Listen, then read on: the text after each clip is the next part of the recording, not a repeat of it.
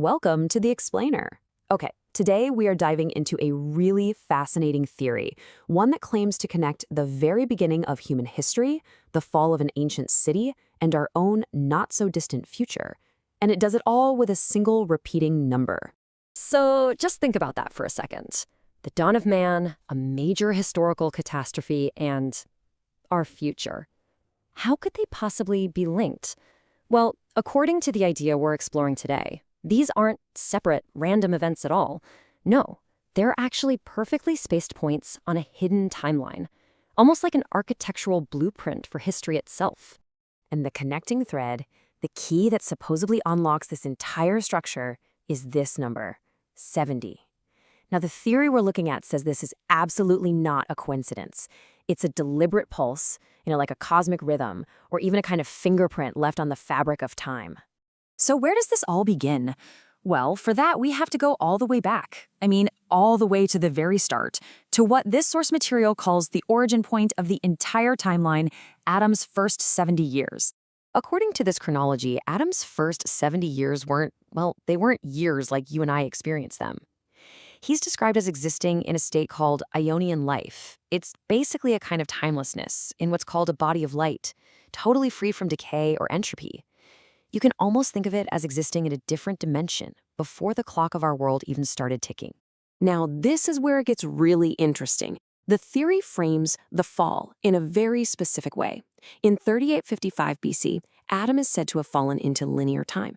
It's described as a frequency shift, if you will, and in that shift, those first 70 years of timeless life were effectively lost, which in turn activated what the theory calls a 6,000-year mortality debt for all humanity. It's like a sentence that had to play out over the rest of history. Okay, so you might be wondering, the Bible says Adam lived to be 930. How does that fit in? Well, the theory proposes this formula. You take the 70 years lived in that eternal state, add the 930 years lived in our mortal linear time, and what do you get? A perfect 1,000 years, which is called one complete divine day. The whole argument is that his mortal record of 930 is meant to deliberately point back to those 70 years that were lost right at the beginning. All right, let's jump forward in time, way forward, thousands of years, because this theory pinpoints one single event as the absolute central fulcrum of this entire timeline.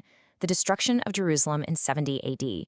And this just brilliantly illustrates the massive scope of what's being proposed. History isn't seen as just a random straight line. Instead, it's presented as a perfectly mirrored structure, with the year 70 AD sitting right at the exact center. It's the pivot point between an ancient fall and a future restoration.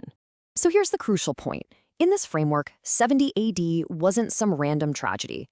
It's presented as a precise judicial pivot. It happened exactly 70 years after the birth of Jesus. It dismantled the old system, and it kicked off a 2,000-year global exile, which the source calls outer darkness. And notice something? There's that number again, 70. And this brings us to the payoff. This is the part of the symmetric chronology that connects all this ancient history directly to our own future.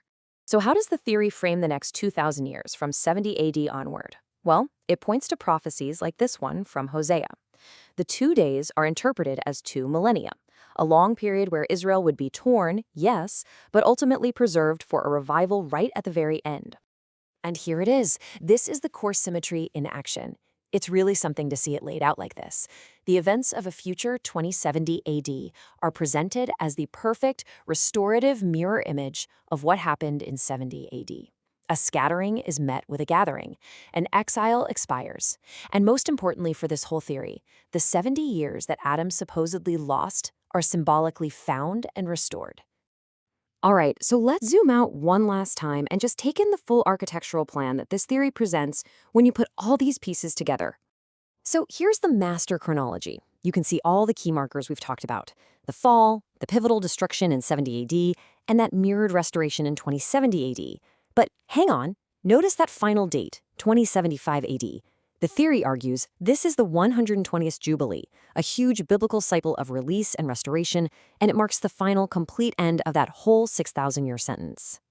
And really, this is the ultimate takeaway from the source material. The entire argument is that this massive 6,000-year structure is all just a temporary, restorative process that has a clearly defined end.